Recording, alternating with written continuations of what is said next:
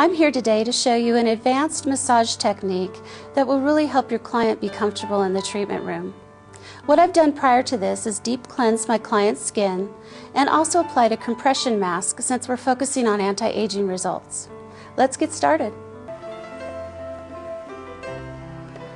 From here, the chin and the temples are my transition points. So I'm sliding up, putting pressure and coming up. Slide back down, pressure. Really scoop up the skin underneath the cheekbone. Pressure here.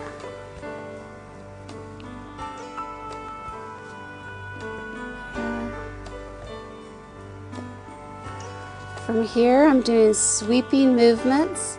Very important to maintain contact with the skin. There's nothing worse than a massage that's light like this. That just doesn't feel good to the client. So I'm really just cupping her face and bringing microcirculation to the surface.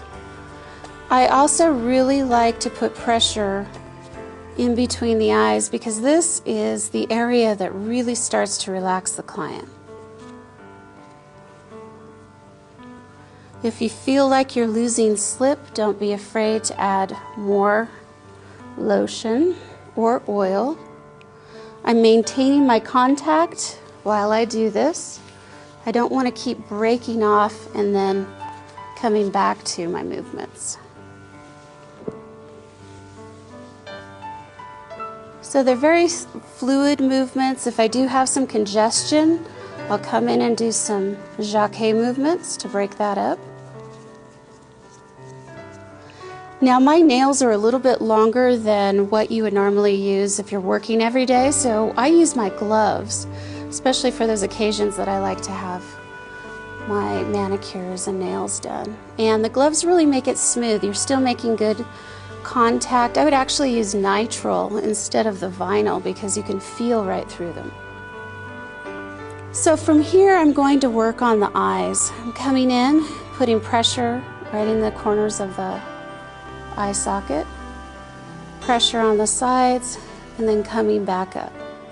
All of you know your figure eights, which some people like and some don't. It's up to you whether or not you want to do those. I personally like to do a lot of sliding, pinching movements, especially if I'm doing anti-aging massage.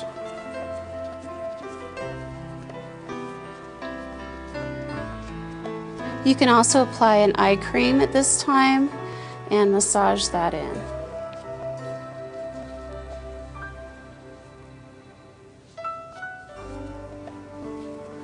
And I'm working up with crisscrosses through the forehead.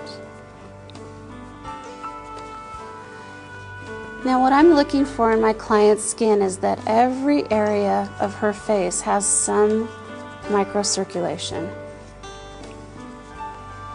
I want to really exercise the skin. When you slide down the neck, make sure that on the front you slide down the sides, avoiding right through the middle. So I'll do that for you again. You're going to slide down the sides, out through the shoulders, circle those shoulders. Now I'm going to show you how to turn the neck.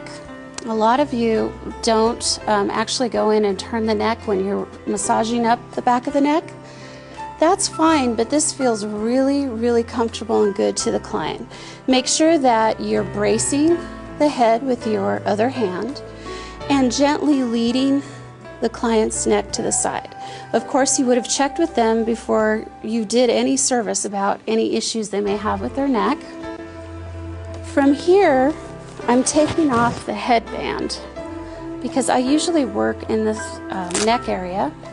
So I would have done that before I turned her head.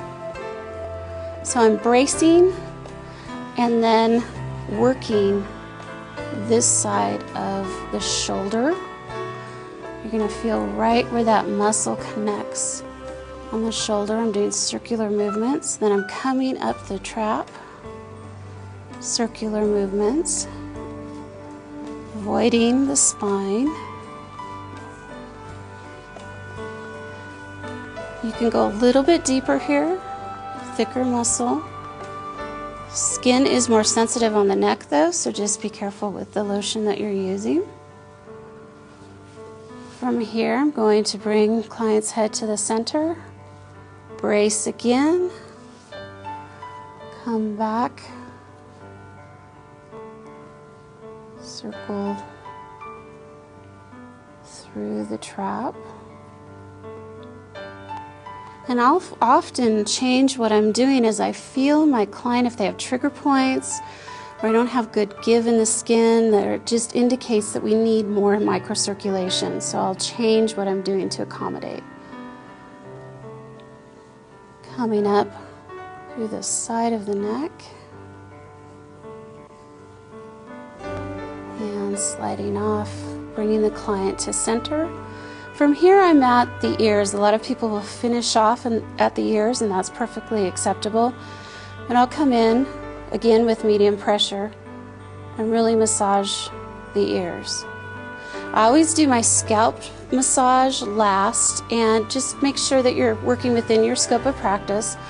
Most of us in aesthetics are able to do this. So what I'm doing is I'm kind of gently pulling on the hair. Make sure that when you're working on the scalp, you're actually working the scalp. You're not working the hair. That gets very uncomfortable. So from here, you can add essential oils and do a scalp type of treatment, or just vary the massage. So I'll come through and apply pressure at my pressure points. Divide the area up into 3. Generally hold for a count of 10, or you can come back through and repeat. From here, I'm actually going to go into the hair, grab the scalp, and you can see how I'm moving the scalp. I'm not moving the hair. A lot of times all the client needs and wants is just a nice circular scalp massage. Be sure to ask permission from your client. Some women don't like to have their hair messed with. And a lot of our clients have hair extensions, so you really need to be very careful depending on the method that hair extension has been applied.